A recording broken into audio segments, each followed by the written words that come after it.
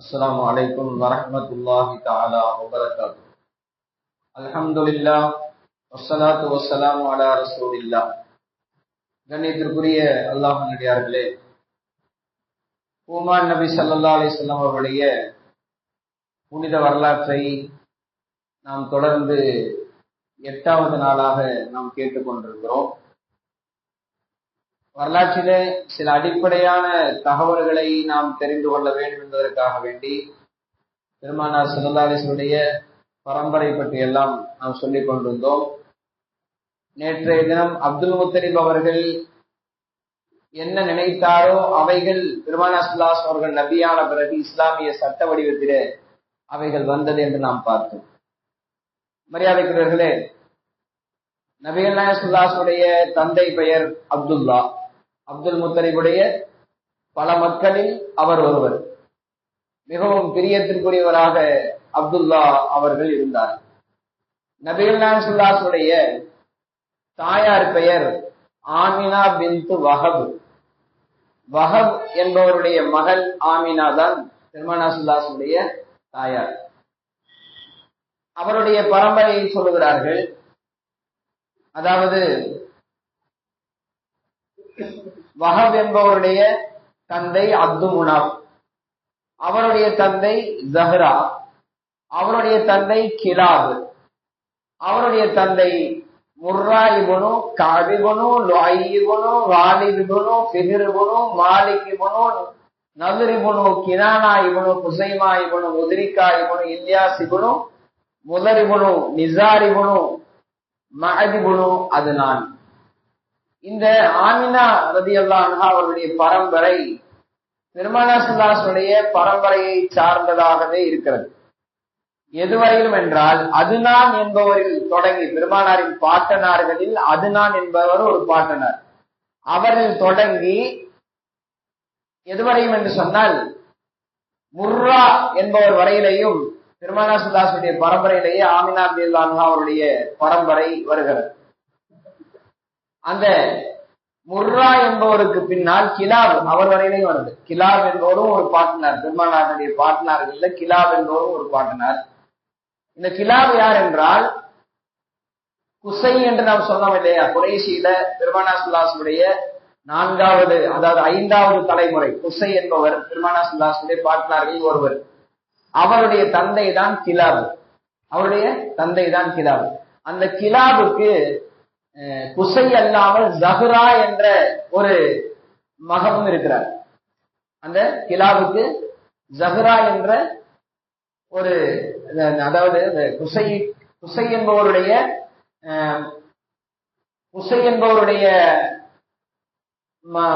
தந்தை தான் ஜெயித் இப்னு கிலாப். கிலாப் என்பவருக்கு ஜெயித் என்கிற ஒரு ஜெயித் என்பவருக்கு கிலாப் என்ற ஒரு மகன் இருக்கார். கிலாப் என்பவருக்கு ஜெயித் என்று ஒரு மகன் இருக்கிறாரு. அதே போல கிலாப் என்பவருக்கு ஜஹ்ரா என்ற ஒரு மகன் இருக்கிறார்.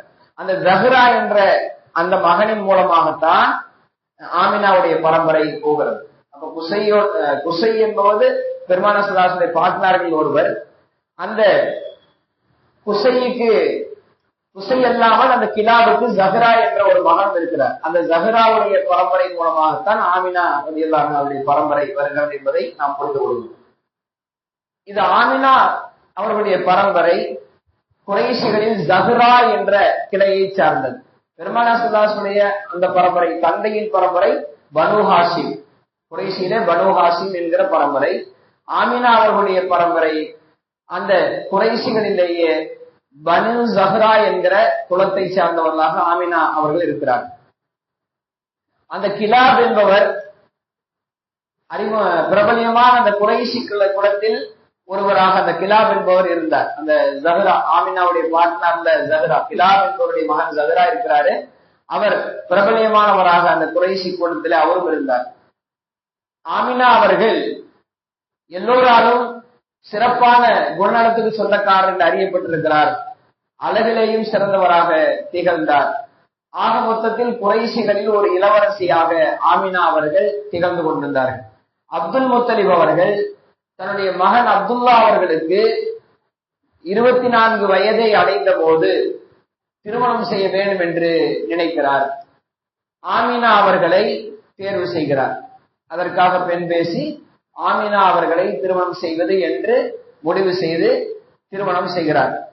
அப்போது அப்துல்லா அவர்களுக்கு 24 வயதும் ஆமினா அவர்களுக்கு 18 வயதுமாக இருந்தது.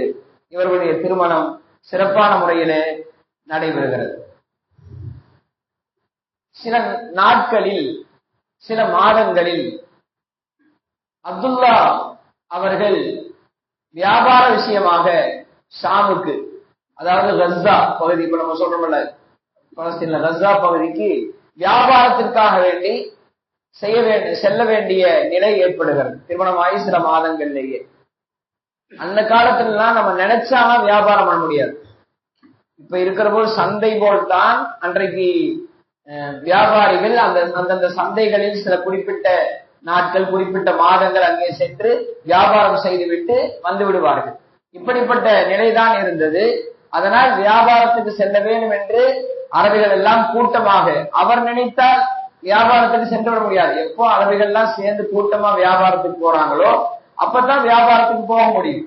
அப்படி ஒரு அழைப்பு வந்த போது அப்துல்லா அவர்கள் வியாபாரத்திற்காக வேண்டி கிளம்ப வேண்டிய நிலை இருக்கிறது.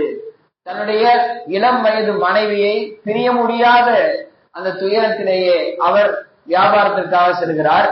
செல்லுகிற போது மனைவியிடத்திலே சொல்லுகிறார், நான் சில குறிப்பிட்ட மாதங்களில் நான் திரும்பி வந்து விடுவேன் வியாபாரத்தை முடிச்சுட்டு. அப்படி வருவதற்கு முன்னால், வியாபாரிகள் வருவதற்கு முன்னால் மேளதாளங்கள் ஒலிக்கும். அப்படி மேளதாள சப்தம் வருகிற போது என்னை நீ வரவேற்க வாசலில் வந்து நின்றுவிட வேண்டும் என்று தன்னுடைய மனைவி, இளம் மனைவி ஆமினாவிடத்திலே சொல்லிவிட்டு பிரியா விடை பெற்று அப்துல்லா அவர்கள் வியாபாரத்திற்காக கஸ்ஸா பகுதிக்கு, ஷாம் சிரியா தேசத்திற்கு செல்லுகிறார். வியாபாரங்கள் எல்லாம் செய்து முடித்து விட்டு அந்த அரபு கூட்டம் அங்கிருந்து திரும்ப மக்காவுக்கு வருகிறது. வருகிற வழியிலே அப்துல்லா அவர்களுக்கு மதீனாவை வந்து அடைந்ததும் அவருக்கு நோய்வாய்ப்படுகிறார். மதீனாவை கடந்துதான் மக்காவுக்குள்ள வரணும். அந்த சிரியா பகுதியிலிருந்து மதீனாவை கடந்துதான் மக்காவுக்கு வர வேண்டும். மதீனாவுக்கு வருகிற போது அவருக்கு நோய்வாய்ப்படுகிறார். அங்கே தொடர்ந்து அவரால் பிரயாணிக்க முடியவில்லை. அப்ப அந்த வியாபார கூட்டம் எல்லாம், நீங்கள் அங்கே மதீனாவிலே அப்துல்லா அவர்களுக்கு உறவினர்கள் இருக்கிறார்கள். அதனால் அங்கே அவர் பனு அப்துல் நஜ்ஜார் என்று சொல்லப்படுகிற அவருடைய வீட்டிலே அவர் அங்கே நோய்வாய்ப்பட்டு அங்கேயே தங்கிவிடுகிறார். பிறகு அந்த வியாபார கூட்டம் எல்லாம் மக்காவை நோக்கி வருகிறது. வியாபார கூட்டம் வந்ததற்கான அடையாளமாக மேளதாளங்கள் ஒலிக்கிறது. இளம் மனைவி ஆமினா சில நாட்கள், சில மாதங்கள் பிரிந்திருந்த தன் கணவரை பார்க்க போகிறோம் என்கிற அந்த மகிழ்ச்சியிலே அவர் தன்னை அலங்கரித்துக் கொண்டு வாசலில் வந்து அவருக்காக எதிர்பார்த்து நின்று கொண்டிருக்கிறார். பார்த்தால் எல்லோரும் அவரவர்கள் தங்களுடைய வீடுகளுக்கு போய்கொண்டே இருக்கிறார்கள். எதிர்பார்த்து எதிர்பார்த்து ஏமாந்து போனார். தன்னுடைய கணவர் மாத்திரம் வரவில்லை.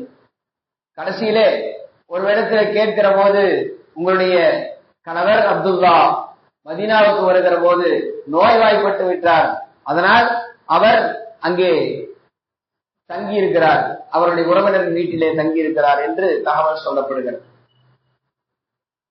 கொஞ்சம் ஏமாற்றம் அடைந்தாலும் கணவர் இன்னும் கொஞ்ச நாளில் வந்து விடுவார் என்று தன்னை ஆசுவாசப்படுத்திக் கொண்டு ஆமினா இருக்கிறார். அந்த நேரத்திலே சில நாட்களுக்கு பிறகு ஒரு பேரிடியாய் ஒரு செய்தி வருகிறது. பெருமானார் ஸல்லல்லாஹு அலைஹி வஸல்லம் உடைய தந்தையாகிய அப்துல்லா, அந்த அப்துல்லா வியாபாரத்துக்கு கிளம்பி செல்கிற போது ஆமினா கர்ப்பமாக இருக்கிறார்.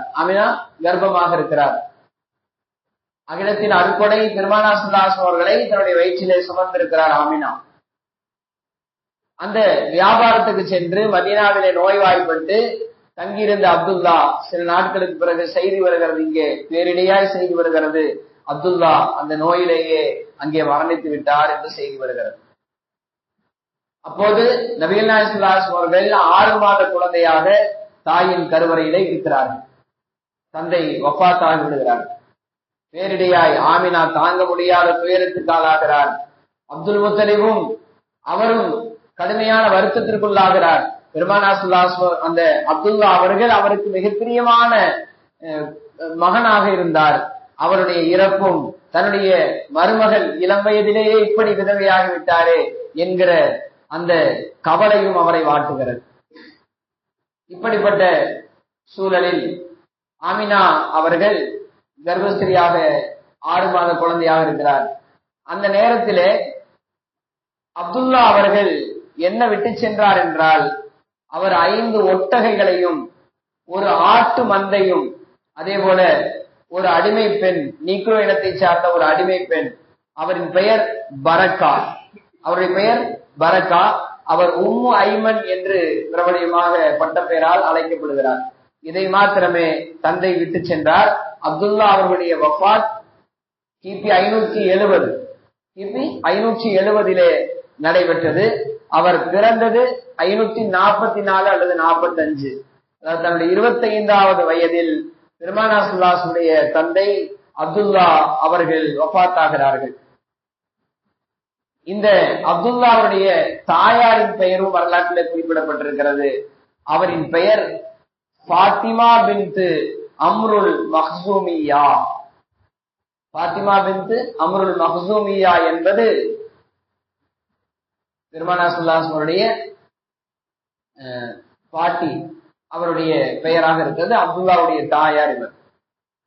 இப்படி மிகப்பெரிய வருத்தத்திற்கு உள்ளான அப்துல் முத்தலிப் தன்னை ஆசுவாசப்படுத்திக் கொண்டு தன்னுடைய மருமகளை தேற்றிக் கொண்டு, நான் இருக்கிறேன் உனக்கு உறுதுணையா என்று அவர் உள்ளுக்குள் மனதுக்குள் வருத்தத்தில் இருந்தாலும் கூட இந்த பிறக்கப் போகிற குழந்தையை நாம் நல்ல முறையிலே வளர்க்க வேண்டும், அப்துல்லாவுடைய நினைவாக அதை நாம் வளர்க்க வேண்டும் என்று முடிவு செய்கிறார். இன்ஷா அல்லாஹ் வரலாற்றை நாம் நாளை தொடர்வோம். அல்லாஹு தஆலா பெருமானார் ஸல்லல்லாஹு அலைஹி வஸல்லம் வரலாற்றை கேட்பதன் மூலமாக இருந்து கிடைக்கிற படிப்பினைகளை பின்பற்றி நடக்கூடிய நல்ல தௌஃபீக்கினை அல்லாஹு தஆலா நம் அனைவருக்கும் தந்தல்வானாக. ஆமீன். வாஹிர் தஅவானா அல்ஹம்துலில்லாஹி ரப்பில் ஆலமீன். வஸ்ஸலாமு அலைக்கும் வரஹ்மத்துல்லாஹி தஆலா வபரகாத்துஹு. சுப்ஹானல்லாஹி வபிஹம்திஹி சுப்ஹானக்கல்லாஹும்ம வபிஹம்திக நஷ்ஹது அல்லா இலாஹ இல்லா அன்த வனஸ்தக்ஃபிருக வனதூபு இலைக். ஆமீன். சுப்ஹான ரப்பிக ரப்பில் இஸ்ஸத்தி அம்மா யசிஃபூன் வஸ்ஸலாமு அலல் முர்ஸலீன் வல்ஹம்துலில்லாஹி ரப்பில் ஆலமீன். ஸல்லல்லாஹு அலா முஹம்மது ஸல்லல்லாஹு அலைஹி வஸல்லம். ஸல்லல்லாஹு அலா முஹம்மது ஸல்லல்லாஹு அலைஹி வஸல்லம். ஸல்லல்லாஹு அலா முஹம்மது யா ரப்பி ஸல்லி அலைஹி வஸல்லம்.